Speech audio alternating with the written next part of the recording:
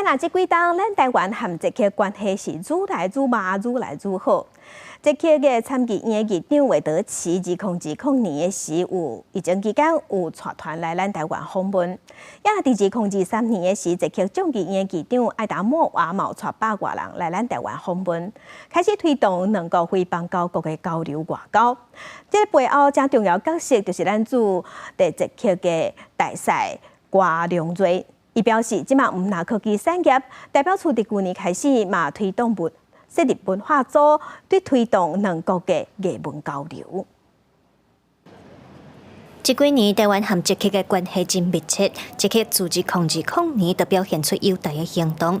伫咧驻捷克代表处的外交领事大厅，也有展示真侪有台湾意向的物件。郭良瑞表示，代表处除了台湾人会当来处理护照、签证等等，一寡对台湾有兴趣的捷克民众，像讲要到台湾留学、做生意的人，嘛拢会来遮找代表处了解资讯。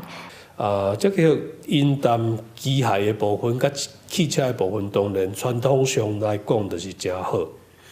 咱台湾人电子的部分，即马阁有 AI、人工智慧啦，也是迄个半导体这方面来讲，嘛是介重要。捷克人有哪拢知影讲，咱台湾谈这方面是足厉害的。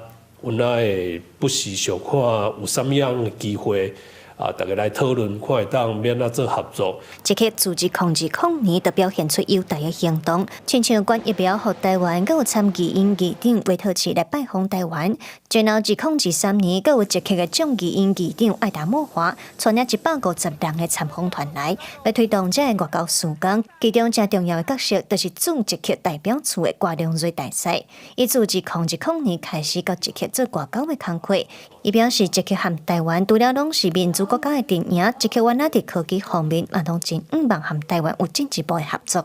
另外，代表处自2023年开始，嘛设立文化组来推动台湾和捷克文化交流的合作。这些书都是我们文化部就是外译出版在海外补助的成果。事实上，像这一次的作家阅读月，那因为有这些书的出版，所以就让台湾的文学在这边有能见度，那也引起了就是当地民众的兴趣，就会去听那些东西。所以其实这是慢慢的生根，就是从1本书、2本书，然后出席成册。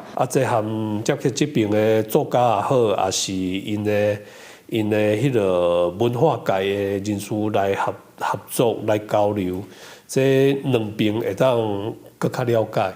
那像这种的活动，我相信未来会愈来愈多因为台湾对捷克这个国家有兴趣，捷克也对咱有兴趣。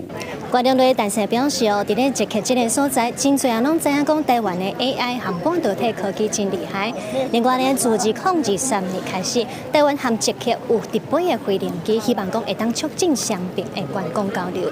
但是呢，伊嘛希望讲未来会当透过艺文等等无共款的面向来增加捷克和台湾之间互相接触、理解的机会。以上是记者卢尚如、柯敏哲伫捷克的采访报道。